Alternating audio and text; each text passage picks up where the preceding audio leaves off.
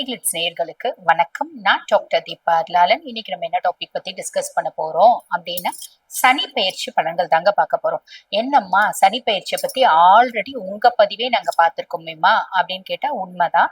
அது பாருங்க, திருக்கணித பஞ்சாங்கம் பிரகாரம் சனி பகவான் பாத்தீங்கன்னா 29 மார்ச் 2025 பயிற்சி ஆயிட்டாருமா. ஆனா வாக்கிய பஞ்சாங்கம் பிரகாரம் 6/3/2026 தான் கும்பத்துல இருந்து மீனத்துல போய் அமர்றார். அப்ப நம்மளுக்கு பாருங்க, எல்லா நவகிரக ஸ்தலங்கள்லயும் வாக்கிய பஞ்சாங்கம் தான் ஃபாலோ பண்றாங்க. முக்கியமா திருநள்ளாறு தர்பாரணேஸ்வரர் கோயில்ல சனி பெயர்ச்சி அறிவிச்சிருக்க தினம் இது அப்படின்னா 6/3/2026 தான். இன்றளவும் வாக்கியத்தை மட்டும் ஃபாலோ பண்றவங்களும் இருக்கதான் செய்யறாங்க மக்கள் மத்தியில. அப்ப வாக்கிய பஞ்சாங்கத்தையே ஃபாலோ பண்ற பர்சனாலிட்டியா நீங்க இன்னும் தெளிவா சொல்லணும் அப்படின்னா, இப்ப இந்த மார்ச் மாசத்துல இருந்து குழந்தைங்க பிறக்குதுங்க பாத்தீங்களா, அந்த குழந்தைங்க பிறக்கிறதுக்கு நிறைய பெற்றோர்கள் என்ன கேக்குறாங்க, எங்களுக்கு வாக்கிய பிரகாரம் ஜாதகம் எழுதி கொடுங்க அப்படிங்கிறாங்க. வாக்கிய பிரகாரம் எழுதி கொடுக்கறவங்களுக்கு நாங்க என்ன பண்றோம், சனி பகவான் கும்பத்துல இருக்க மாதிரிதான் எழுதி கொடுக்கிறோம். திருக்கணித பிரகாரம் எழுதி கொடுங்க அப்படின்னு சொல்றவங்களுக்கு நாங்க என்ன பண்றோம், சனி பகவான் பாத்தீங்கன்னா மீனத்துல இருக்க மாதிரி எழுதி கொடுக்கிறோம். அப்ப இந்த காலகட்டத்துல பிறந்த குழந்தைங்களுக்கே ஒரு கன்ஃபியூஷன். அது என்னன்னா, கன்ஃபியூஷன் ஒன்னும் இல்ல. இது பாத்தீங்கன்னா திருக்கணிதம் எடுத்தாலும் வாக்கியம் எடுத்தாலும் ரெண்டும் ஒண்ணுதான். இந்த திருக்கணிதம் அப்படின்றது அட்வான்ஸ்டு வெர்ஷன் ஆஃப் வாக்கிய பஞ்சாங்கம், அவ்வளவுதான். இது வாக்கியம் சித்தர்களும் முனிவர்களும் பாத்தீங்கன்னா நம் முன்னோர்களும் பயன்படுத்தப்பட்டது அப்படின்னா அது அட்வான்ஸ்டு பண்ணி ஒரு அட்வான்ஸ்டு மேத்தமெட்டிக்ஸ், அட்வான்ஸ்டு பிசிக்ஸ் மாதிரி அட்வான்ஸ்டு வெர்ஷன் தான் திருக்கணிதம். இருந்தாலும் வாக்கியம் மட்டுமே ஃபாலோ பண்றவங்க எங்களுக்கு வாக்கிய முறைப்படிதான் சனி பகவானோட பெயர்ச்சி பலன்கள் சொல்லணும் அப்படின்றதுனால அவங்களுக்காக இந்த பதிவு. அப்ப அவங்க மட்டும்தான் ஃபாலோ பண்ணுமா, நாங்க ஃபாலோ பண்ணக்கூடாதா அப்படின்னா எல்லாரும் ஃபாலோ பண்ணலாம். ஒரு விளக்கம் நான் உங்களுக்கு கொடுக்குறேன். ஆக நம்ம என்ன பண்ணலாம், நேரத்தை வீண் பண்ணாம சட்டுன்னு உங்க ராசிக்கு சனி பகவான் என்ன கொடுக்க போறார் பார்த்துடலாம் பாங்க. மிதுன ராசி அன்பர்கள், உங்களுக்கு சனி பகவான் பாத்தீங்கன்னா மீனத்துல பெயர்ச்சி ஆகியிருக்க சனி பாத்தீங்கன்னா 10ஆம் பாவம் தொழில் ஸ்தானத்துல சனி பகவான். தொழில் கிரகம் தொழில் ஸ்தானத்துல, விதி கிரகம் தொழில் ஸ்தானத்துல. இது என்ன சொல்லுவாங்க அப்படின்னா கர்ம சனி அப்படின்னு சொல்லுவாங்க. பொதுவா கர்ம சனி அப்படின்னா நிறைய ஜோதிடர்கள் சொல்றது உண்டு, 10ல ஒரு பாவி இருந்தால் அரசனை போல யோகம் உண்டு.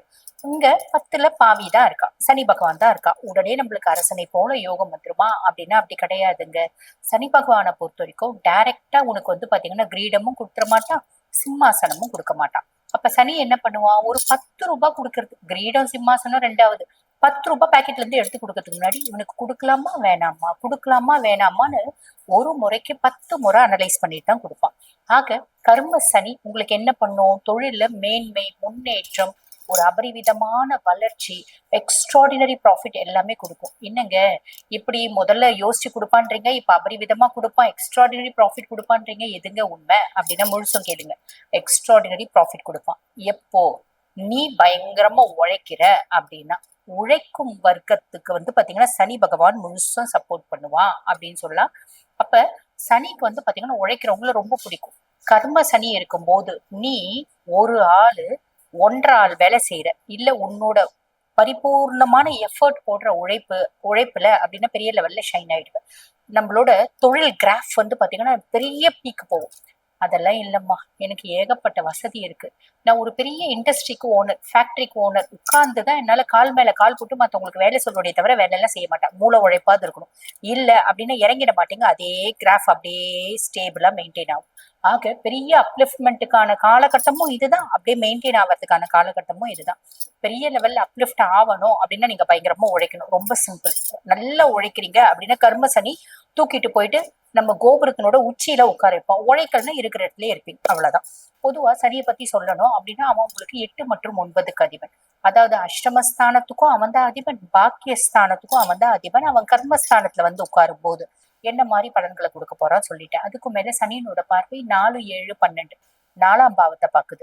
முதல்ல இருந்ததை விட என்னோட கம்ஃபர்ட் அதிகமாச்சுங்க. முதல்ல நான் பாருங்க ஆஃபீஸ்க்கு 2 வீலர் போயிட்டு இருப்பேன். இப்ப நான் என்ன பண்ணிட்டேன், லோன் போட்டு ஒரு கார் எடுத்துட்டேன். லோன் போட்டு தான் எடுத்தேன், நான் லோன் போட்டு ஒரு கார் எடுத்துட்டு கார்ல டெய்லி அழகா போயிட்டாரு. என்னோட கம்ஃபர்ட் அதிகமாச்சா. எங்க அம்மா எனக்கு ஃபுல் ஃபிளெட் சப்போர்ட்டா இருக்காங்க. அம்மாவுக்கு ஹெல்த் இஷ்யூஸ் இருந்துச்சு, இப்ப பரவாயில்ல அப்படின்ற மாதிரி அர்த்தம். நிறைய பேருக்கு பாத்தீங்கன்னா மிதுராசி அன்பர்களுக்கு இடமாற்றம், தொழில் மாற்றம் அப்படின்றது ஏற்படுறதுக்கு வாய்ப்பு உண்டு. அதே மாதிரி 7ஆம் பாவத்தை பாக்குறேன். என் மனைவி எனக்கு ரொம்ப சப்போர்ட்டிவா இருக்காங்கம்மா, என் கணவன் எனக்கு ரொம்ப சப்போர்ட்டிவா இருக்காங்கம்மா. ஏன்னா சனியனோட பார்வை நல்ல பார்வை, ரொம்ப சப்போர்ட்டிவா இருக்காங்கம்மா. நான் கொஞ்சம் விட்டு கொடுத்தா விட்டு கொடுக்கறதுக்கு பிளான் பண்ணேன், விட்டு கொடுக்க ஆரம்பிச்சேன். எனக்கு வந்து முழுசும் அவங்க சப்போர்ட் ஆயிட்டாங்க அப்படின்ற மாதிரி. நான் ஒரு அடி சப்போர்ட் பண்ணா அவங்க 2 அடி எனக்கு சப்போர்ட்டிவா இருக்காங்க அப்படின்ற ஒரு அமைப்பு. அதே மாதிரி பிசினஸ் பார்ட்னரும் உங்களுக்கு ரொம்ப சப்போர்ட்டிவா இருப்பாரு. இப்ப நீங்க வந்து பாத்தீங்கன்னா ஒரு கன்சர்ன் வச்சு நடத்துறீங்க, ஒரு தொழில் ஸ்தாபனம் வச்சு நடத்துறீங்க அப்படின்னா உங்க மனைவி இந்த தொழில் ஸ்தாபனத்துல வந்து உட்கார்ந்து உங்களுக்கு உறுதுணையா இருப்பாங்க அப்படின்னு சொன்னா இதேதான் பெண்களுக்கும். அதுக்கடுத்து 12ஆம் பாவத்தை பாக்குறேன். மிதுனம் ஏதோ ஒரு விதத்துல சுப செலவு அப்படின்றது நடக்கும். நிறைய மிதுன ராசி அன்பர்கள் வீடு வாங்குறது, கார் வாங்குறது, சொத்து பத்து வாங்குறது, நிலப்புல வாங்குறது, பிள்ளைங்களுக்கு நகை நட்டு வாங்குறது, கடைசி ஒரு 4 கிராம் வெள்ளி வாங்கி சேவ் பண்ணி வைக்கிறது, அசட்டை வைக்கிறது, இப்படி நிறைய நல்ல விஷயம் சுப விரயங்கள் அப்படின்றது நடக்கும். ஆன் தி ஹோல் மிதுனத்துக்கு நல்லா இருக்கு, கவலைப்படணும் அப்படின்ற அவசியம் இல்லை. புரியுதுங்களா?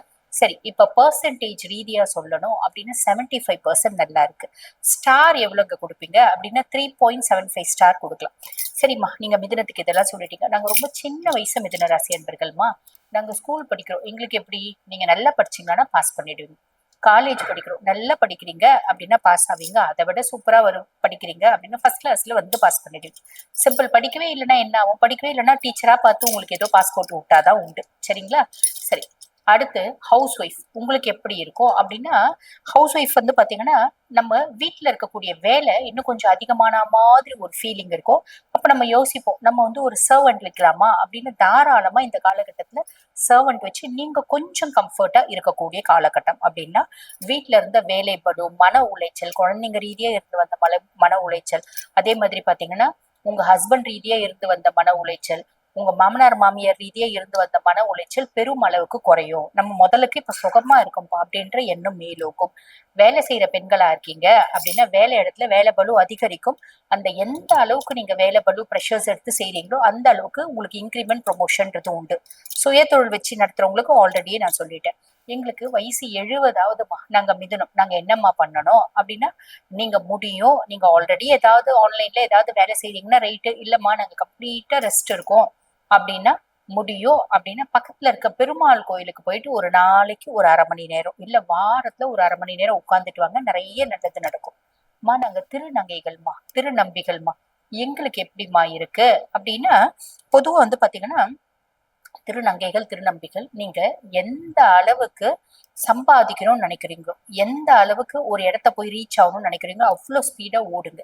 நாங்க வந்து கலெக்ஷன் தொழில் செய்யறோம்மா, நாங்க ஒரு சுய ஸ்தாபனம் வச்சு நடத்துறோம், நாங்க ஒரு சின்ன லெவல்ல பிசினஸ் பண்றோம், எதுவா இருந்தாலும் ஹார்ட் ஒர்க் பண்றீங்க அப்படின்னா சக்சஸ் கேரண்டிமா. நாங்க மாற்றுத்திறனாளிகள், எங்களுக்கு எப்படி இருக்கோ அப்படின்னா ஆரோக்கியத்துல மட்டும் கவனம் அப்படின்றது வச்சுக்கோங்க. உங்களுக்கு சமுதாயத்துல ஒரு அங்கீகாரம் அப்படின்றது சாலிடா கிடைக்கும். ஆக மிதுனம் எல்லா வகுப்பினருக்கும் என்னென்ன மாதிரி பலன்கள் கிடைக்கும் அப்படின்றது சொல்லியிருக்கும். வாழ்த்துக்கள்.